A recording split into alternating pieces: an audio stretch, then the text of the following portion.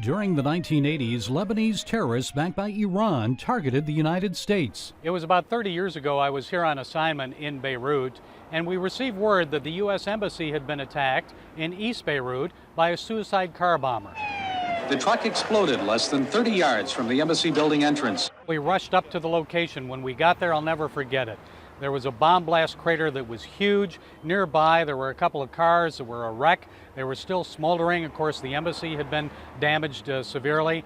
Thursday's attack on the U.S. Embassy in East Beirut may not be the last. The irony of this latest terrorist attack is that just 2 months ago, this embassy building was open here because it was believed to be safe. The United States, of course, learned its lessons. It put Hezbollah and its allies on the terror list. Unfortunately, what is happening now is that there are a lot of pressures in town to reconsider, first of all, the backer of Hezbollah, that's Iran, and the other backer, that's the Assad regime, to reconsider them as potential partners, against ISIS. But that would be a very serious mistake if it's done. Middle East analyst Walid Faris says that's because Hezbollah would take over Lebanon. Instead, he says the UN should pressure the group to abide by a resolution requiring it to disarm. And 30 years after the East Beirut bombing, Lebanon is dealing with yet another crisis. 1.5 million Syrians now live here as refugees. That's led to overwhelming humanitarian and economic pressures. But that's not all. Unfortunately, within those refugee population, you have armed elements that are close to the Syrian regime and armed elements that are close to the jihadists of Syria. And we've seen many incidents over the past weeks and months whereby from within the refugee camps, the Syrian refugee camps, you see terrorists coming out. The Lebanese army battled Islamic State fighters recently in the border town of Irsal.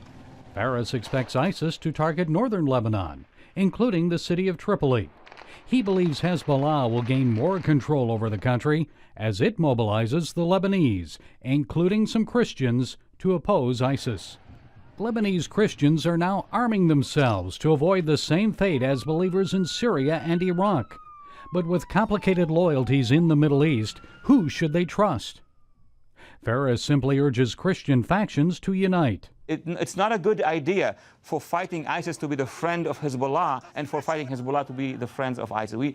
Lebanese Christians should be united with other Lebanese against all jihadists of all kinds. I know we looked at 30 years ago.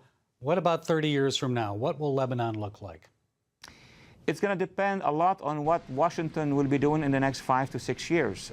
If Washington continues with the same policy, I would see that the Christians in Lebanon will become a very small minority and controlled by either Hezbollah or ISIS, depending who's going to win. Their future may depend on lessons learned from Lebanon's past.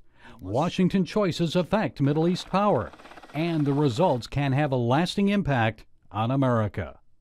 Gary Lane, CBN News, Beirut.